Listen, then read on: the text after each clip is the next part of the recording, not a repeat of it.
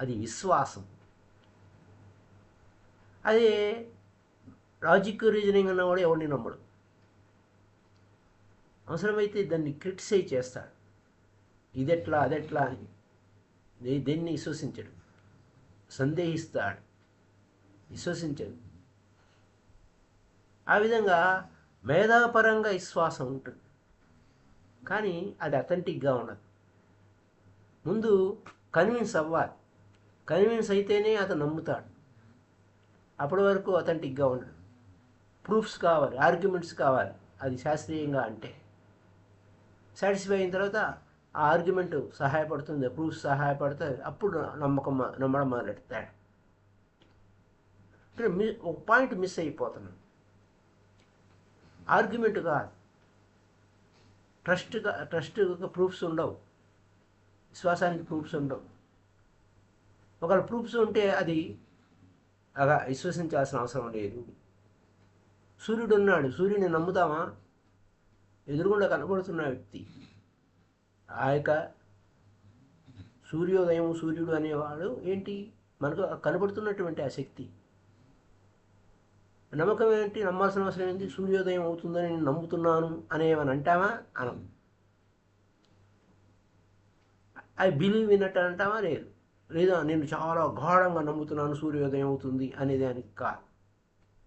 నీకు తెలుసు, నీకు ప్రశ్నే రాదు, ప్రశ్న ఉత్పన్నం కాదు, సూర్యుడు సహజంగా ఉదయిస్తాడు అని. అది నమ్మకమా అపనమ్మకమా అన్న ప్రశ్నే రాదు. అయితే ఇక్కడ ఇంటలెక్చువల్ మెథడ్లో ఎప్పుడు కూడా కష్టంగానే ఉంటుంది. దేవుడు అనే పదం కూడా కష్టంగానే ఉంటుంది. ఆ దేవుడికి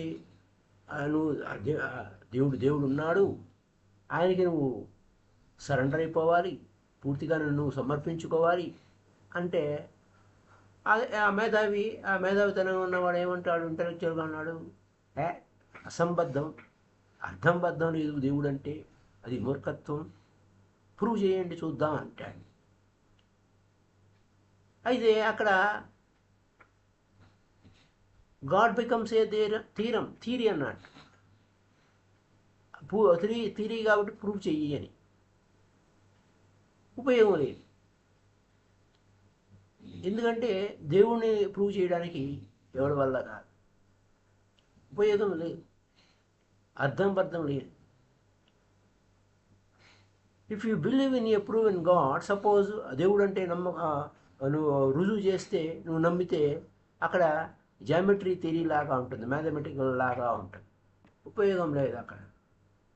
అక్కడ ఇలాంటి మేధావులు ఇలాగే చెప్తూ ఉంటారు. ఇది దేవుడికి ఏ రుజువులు లేవు,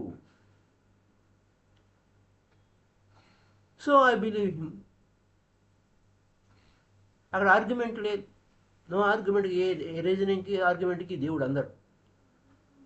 అంచేత మనకి సరే ఈ భక్తి అనే దగ్గరకు వచ్చేసరికి ఇలాంటి నమ్మకాలు, గుడ్డి నమ్మకాలు ఉన్నాయి ఇవన్నీ అనుకుంటే ముందు భక్తిని పక్కన పెడదాం, మర్చిపోదాం. ముందు ప్రేమను అర్థం చేసుకుందాం. ఇక్కడ ఎందుకు ప్రేమ అర్థం చేసుకుందా అనే దగ్గరికి వచ్చేసరికి, ఎందుకంటే ప్రేమకి భక్తికి చాలా కనెక్షన్ ఉంది. ముందు ఫస్ట్ సరే భక్తి పక్కన పెడదాం, అర్థం చేసుకోవాల్సింది ఏంటి? ప్రేమని. ఎప్పుడైతే నువ్వు ప్రేమని అవగాహన చేసుకున్నావో అప్పుడే నీకు భక్తి అవగాహన అవుతుంది. నువ్వు ప్రేమలో పడితే యు ఫాల్ ఇన్ లవ్, నువ్వు ప్రేమలో పడిపోయావు. ప్రేమలో పడిపోవడం అనే పదం ఎందుకు వచ్చింది? అక్కడ ఏం పడిపోతుంది? నీ తల పడిపోతుంది, జస్ట్ యువర్ హెడ్, అంతే. నువ్వు ప్రేమలో పడిపోయినప్పుడు వాట్ ఫాల్స్ ఇన్ లవ్? కేవలం నీ తల పడిపోతుంది, నీ తల అలా పడిపోతుంది. అంచేత ప్రేమలో పడ్డావు అంటారు. ఆ లాంగ్వేజ్ అనేది ఎవరు క్రియేట్ చేశారు? మేధావులు క్రియేట్ చేశారు. ఎందుకంటే ప్రేమ అంటే వారికి ప్రేమ, ఆ మేధావులకి, ఆ ఇంటలెక్చువల్కి, లాజిక్ రీజనింగ్ ఉన్నవాడికి ప్రేమ అంటే అది ఏందో పిచ్చితనం లాంటి. ఎవరైనా ప్రేమలో పడ్డారు అని అంటాడు. అతని నుంచి నువ్వేమి ఎక్స్పెక్ట్ చేయలేవు. ప్రేమలో పడ్డవాడి నుంచి నువ్వు ఇంకా నీ జోలికి రాడు. వాడి పిచ్చివాడైపోయాడు. వాడికి ఏ రీజనింగ్ లాజిక్ చెప్పినా ఏమిరా ఏంటి నువ్వు చేస్తున్న పని అని అంటే వాడికి ఏం తెలియదు. అతను రీజనింగ్లో ఉన్నాడు. ఎందుకంటే ఎవరైనా ప్రేమలో ఉన్నవారు, ప్రేమలో పడిపోయిన వారు రీజనింగ్ చూడరు. కొంతమంది ప్రయత్నిస్తూ ఉంటారు, ట్రై చేస్తారు. ఆ ప్రేమకు రుజువు ఏమిటి? అక్కడ చూపించడానికి ఏమి ఉండదు. ఎవరు ప్రేమలో పడినప్పుడు ఏమయ్యా అలాంటి దాన్ని ప్రేమిస్తున్నావే, లేకపోతే అలాంటి వాడిని ప్రేమిస్తున్నావే, విలువ లేదు అని అంటారు. నువ్వు ఆ ప్రేమ పేరుతో నువ్వు ప్రమాదకరమైన అంచుల్లోకి ప్రయాణం చేస్తున్నావు. నువ్వు చివరికి ఏం రుజువు చేసుకుంటావు? ఆ ప్రేమ వలన నువ్వు మూర్ఖుడివి అని రుజువు చేసుకుంటావు. ఇంతకంటే బెటర్ పార్ట్నర్ ఉంటారు, ఇంతకన్నా బెటర్ పార్ట్నర్ ఉంటారు, చక్కగా ఉండేవాళ్ళు ఉంటారు. అంతేగాని ఇంకా నువ్వు పడ్డ ఈ ప్రేమ వలన నీకు ఏమి ఉపయోగం లేదు అని చెప్పి ఆ రీజనింగ్ హెల్ప్ చేయడానికి ప్రయత్నిస్తారు. కానీ నువ్వు ఎక్కడున్నావు? ప్రేమలో ఉన్నావు. ఆ ప్రేమలో ఉన్నవాడికి కారణాలు ఎతకడు, ఉపయోగం లేదు ఆ కారణాలతో. ఎందుకంటే ఆ ప్రేమకి అవసరం వేరే, తన అవసరం తనది, తన రీజనింగ్ తనది, లవ్కి రీజనింగ్ వేరు. మనం ఏమంటాం? ప్రేమలో పడ్డారు అని అంటాము. ఎందుకంటే అక్కడ అతను నువ్వు ప్రేమలో పడితే ఇంకే రీజనింగ్ లేదు, ఏ కారణాలు లేవు, అంతే. ఇద్దరు ప్రేమికులను చూడండి, వారి బిహేవియర్ చూడండి, వారి మధ్య కమ్యూనికేషన్ చూడండి, అంతా కూడా ఏమి లాజిక్ రీజనింగ్ ఏమి ఉండదు అక్కడ. చిన్నపిల్లల మాటలు లాగానే ఉంటాయి. ఎందుకని? ఒక గ్రేటెస్ట్ సైంటిస్ట్ అయినా ప్రేమలో పడితే ఆ చిన్నపిల్లల మాటల లెక్కే మాట్లాడుకుంటూ ఉంటారు. హైలీ డెవలప్డ్ టెక్నాలజికల్ లాంగ్వేజ్ వాడరు. ఎందుకని పిల్లల మాటలు మాట్లాడుకుంటున్నారు? బేబీ టాక్ ఎందుకు మాట్లాడుకుంటున్నారు? అక్కడ ప్రేమలో టెక్నాలజీ మాటలు మాట్లాడుకుంటే అక్కడ ప్రేమ పుట్టదు. అదనమాట. అక్కడ ఒక విశేషం ఏంటంటే, ఇట్లాంటి ఉదాహరణలు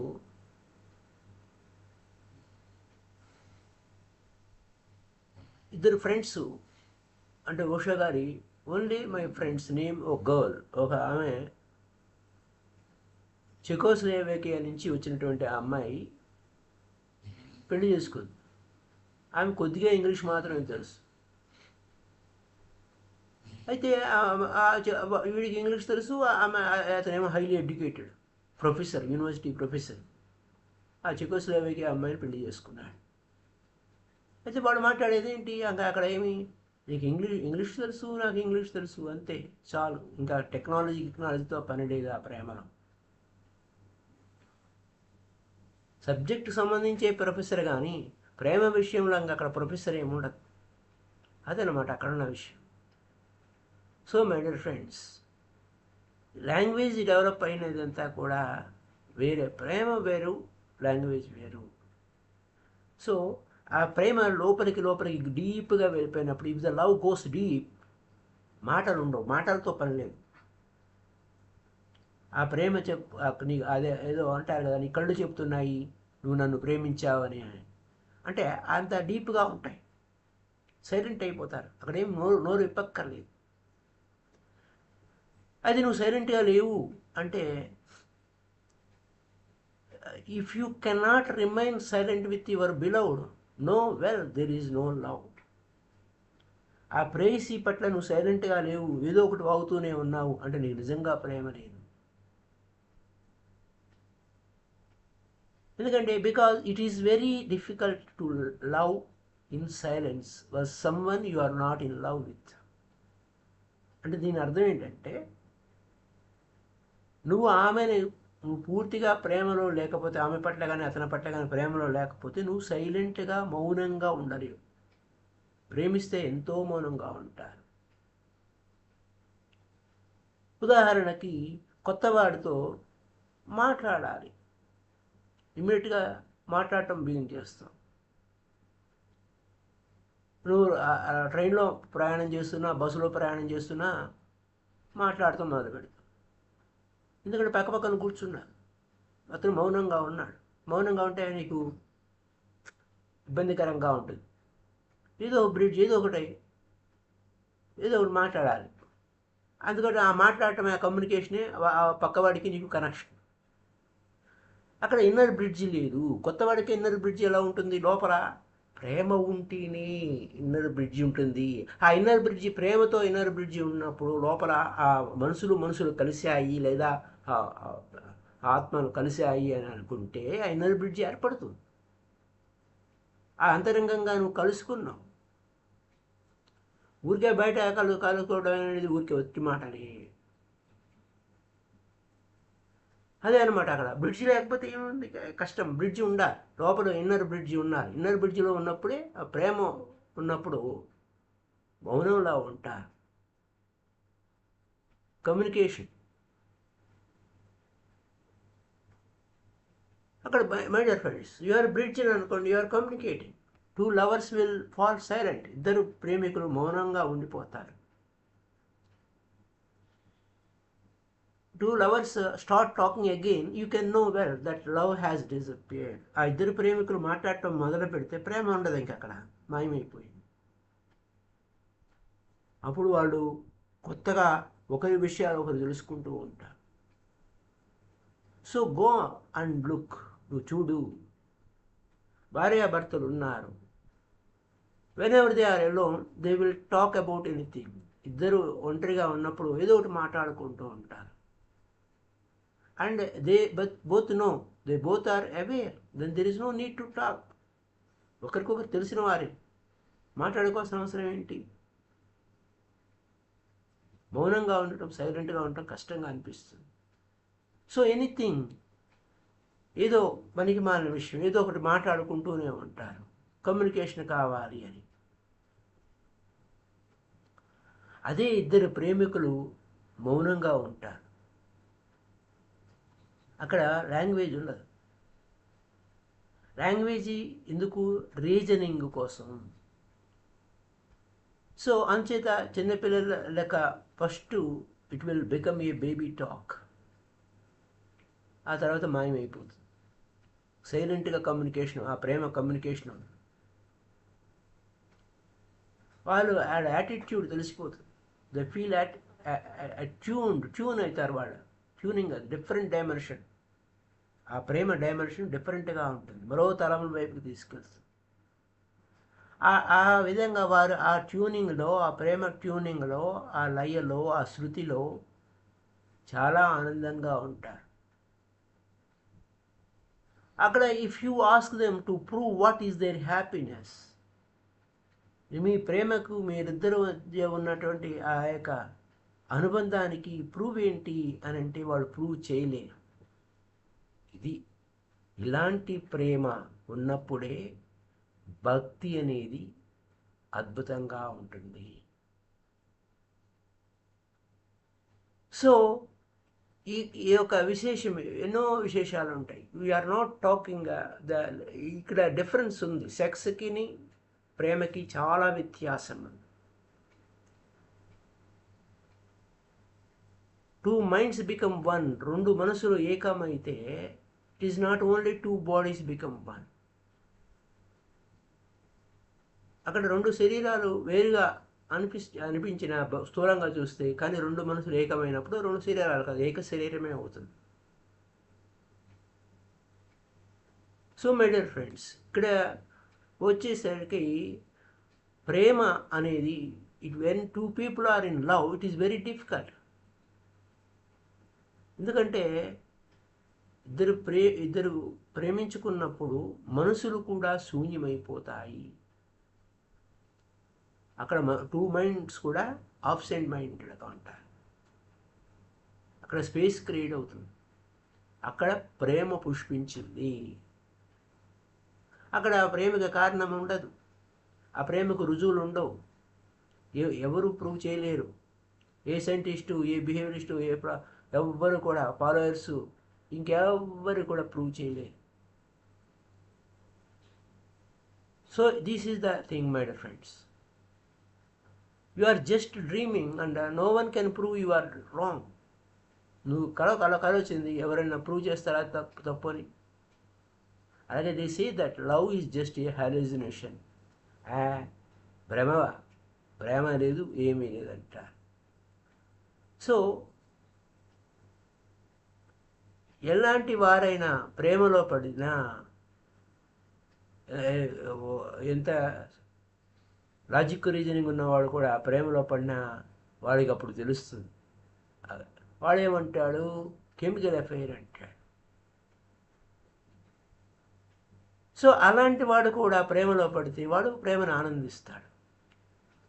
లాజిక్ ఎప్పుడు కూడా నేనేమిటి, నాకేమిటి, నాది ఏమిటి అన్నట్టే ఉంటుంది.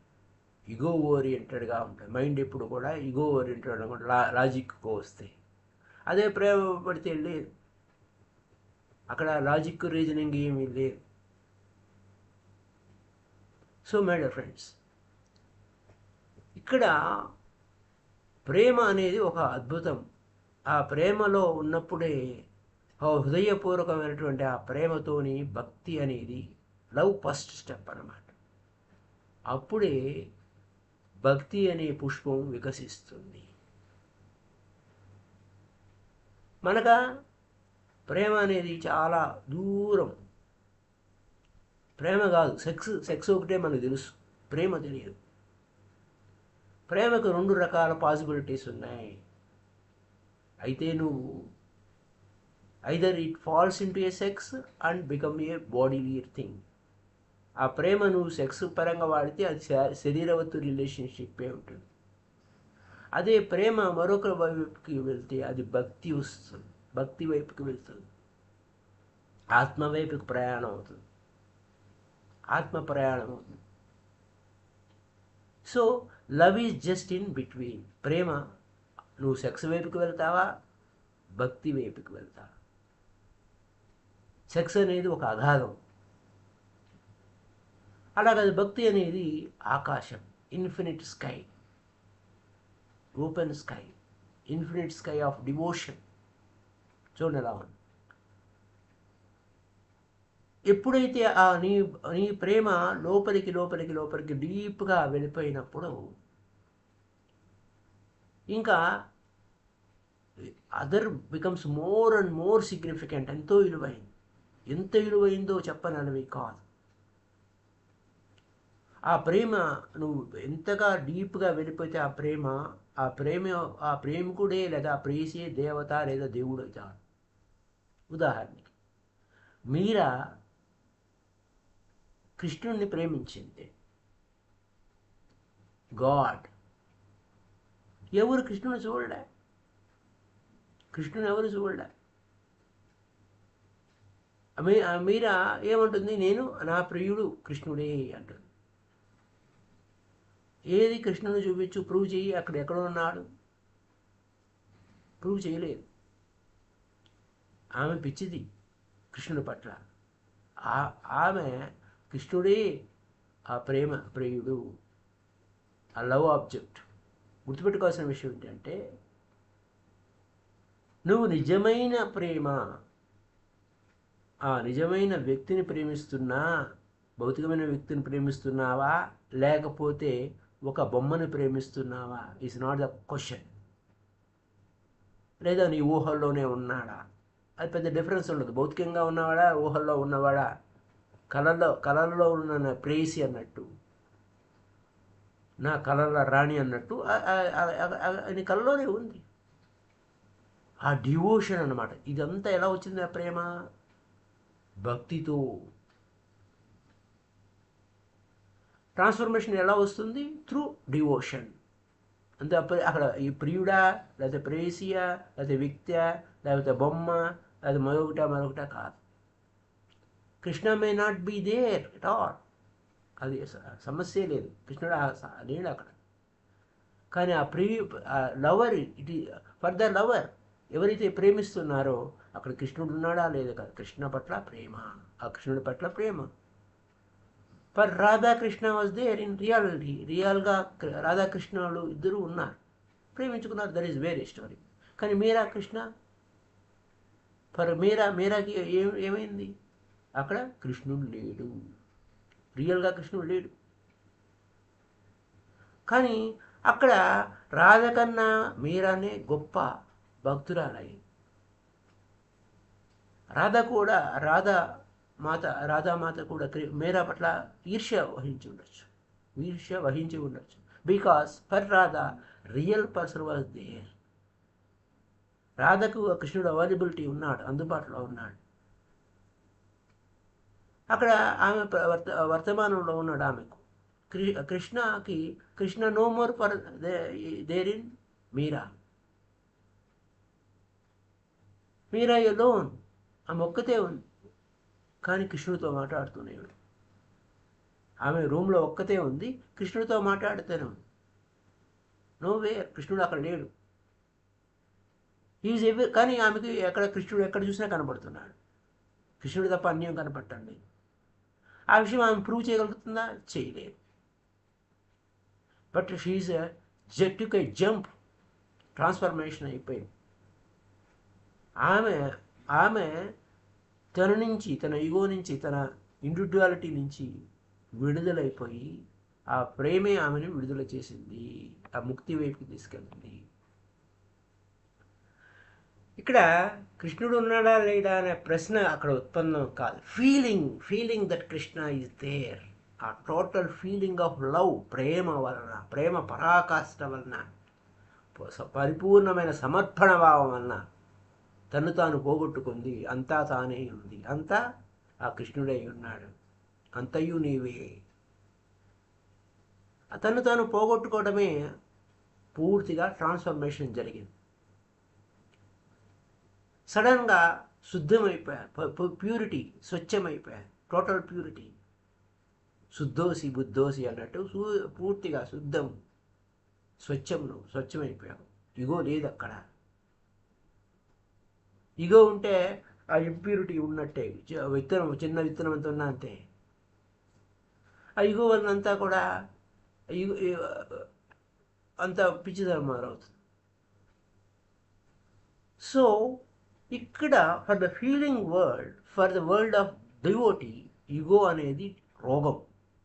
అది రోగం లేదు అక్కడ. ఇగో పూర్తిగా కరిగిపోయింది. కరిగిపోయినప్పుడు ఆ ఇగో లేనప్పుడే ఆ ప్రేమ పుడుతుంది, భక్తి పుడుతుంది. ఇది ఒక అద్భుతమైన వ్యవహారం. ఏంటంటే యు ఆర్ నో మోర్, నువ్వు లేవు, అవతల వ్యక్తి కూడా లేడు.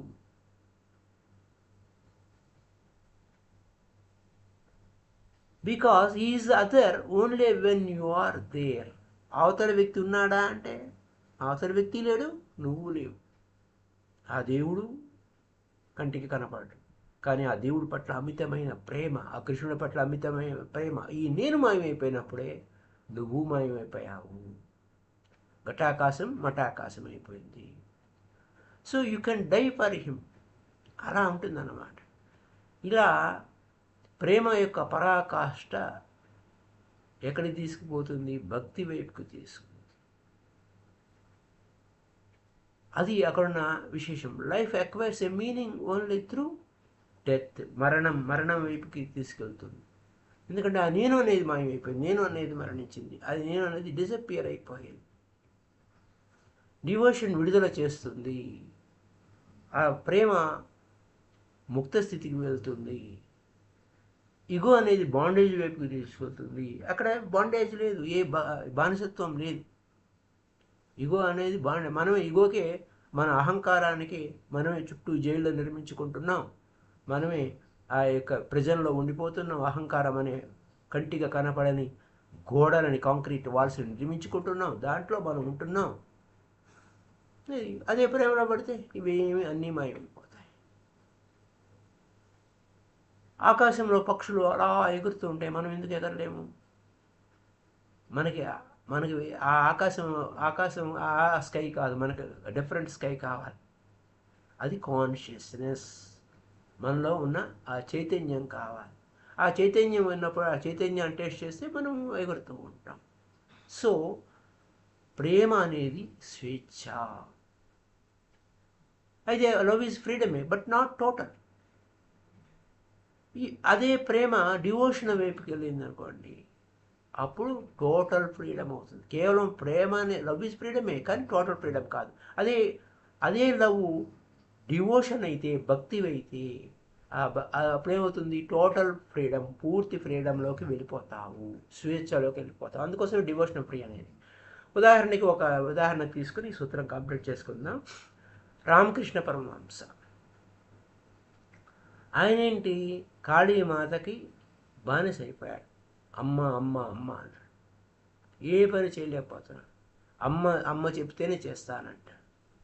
ఆ విధంగా అతను ఏమయ్యాడు, బానిస అయిపోయాడు.